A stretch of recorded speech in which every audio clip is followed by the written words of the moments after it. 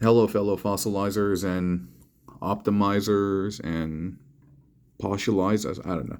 I didn't think that went through. My friends, this is a double Paleotrex motorcycle. I don't know if it's called a hog. I'm not a motorcycle guy, so I'm not sure what the correct terminology is. But yeah, it's definitely a motorcycle, and it is being road ridden by Elita 1. It's really cool. You can see the hands over here holding the little handlebars, the claws. That's super duper tight. And she has a nice little seat. You can arrange the feet however you want. You can have it resting up here if you'd like that as well. But yeah, it takes two Paleotrexes and the wheels from the Wreck-Ar tires, and it's pretty easy to make. And we're gonna go over it today. So we're gonna break them down right now. All right, it'll be a slightly abbreviated tutorial in that like a bunch of stuff you can see I've already like connected. This is a standard Paleotrex head. Oops. Dino torso rather, and it's kind of stuck on the face. Okay. So yeah, you have that bit, and then you have the robot head in there, right? And so what you're going to do is after the robot head is in, you're going to tilt this as far as back as it can go, and you're going to hear a slight snap, and the head, the whole ears and everything, for the sake of clearance, are going to clear the dinosaur face.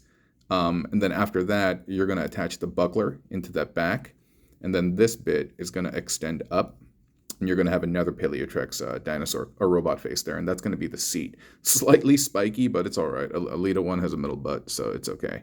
And yeah, in this, you want to make sure that it's aligned in the middle so that the little spine goes right between the two teeth. And that's it. All right, thanks for watching. No, I was kidding. The next part we have is a secondary dinosaur head. It takes two Paleotrexes. I think I mentioned that at the beginning of the video, and you just have it fully compressed like so. And the neck port where you would normally be placing the robot face, you put the buckler instead, and that's gonna plug in underneath, and that's gonna become the engine block. Cool, pretty easy, right? All right, next bits. We have that axe part here, right? And then we have the frilly part of the frilly part of the tail. You need to make sure that it's perpendicular 90 degrees. Cool. Then you grab one of the claws, you plug that into the hole, and then you want to arch the claw up like that. Okay? And you want to make two of those, like so. And then from here, what you're doing is you're plugging this in on one side. You're grabbing the Wreck-Ar tire, and this is the thinner one. There's a thin one and there's a fat one. You want to grab the thin one, and then you plug that in right there. Just smoosh baloosh. And yeah, you plug that in. Then you make sure this is all aligned properly. You smoosh baloosh. You smush all of that in, and you plug that at the top. And viola. Neat, right? I wonder if this can turn. No, it can't. But cool. So now we have the front of the bike. Super easy, right? It's coming together. Oh, dude, my bad, dude. I forgot to say hello to y'all in my haste. I'm doing these morning videos, and so I'm recording this before work, and I'm trying to get a lot done, and I'm so sorry, dude. Yeah, I'm so glad you're here, and I appreciate you clicking that thumbnail and watching this video.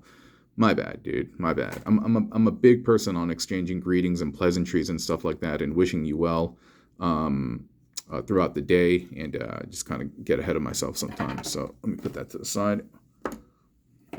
So yeah, I hope y'all are doing well. Give me 1 second. All right, now we're back. But it's like I never left because I just paused the video, and you never knew. Here we have the thigh, right? We have the thigh splayed out, and you want to have it so that the hinge goes back and forth like this, so that you can hinge it towards this little thing, and it's because we need to utilize that to connect it to the front of the bike chassis. Right here, we're grabbing one of the calves, we're flipping up that peg, and then we're plugging in the tail, and we're just going to plug that into the rear. And if this connection is a little too loose for you, just use a tiny piece of paper. That thin white one that comes with the instructions works out really well. And then over here, we have another calf bit with the claw plugged in.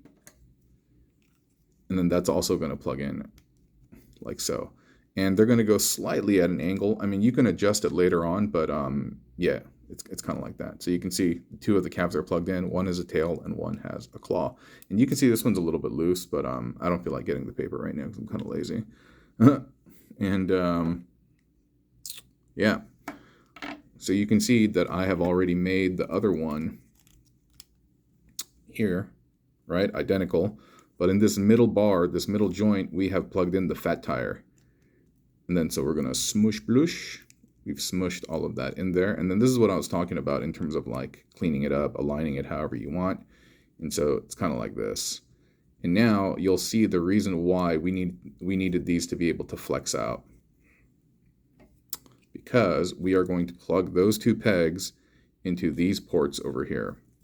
Hope I can get it on camera properly. You see that? We get one. I knew something was going to happen. But yeah, we get it in there. And then we do the same for the other one. All right, the claw's kind of popping off, but we'll mount that later. Yeah, you know what? Maybe I should have just plugged these in first. That way you could see it a little bit clearer, right? And if you look on the underside, the tires are not aligned, but because they're all on like hinges, you can adjust it. There you go. Nice and aligned. And then you can fix these up. And then yeah, you can grab that again.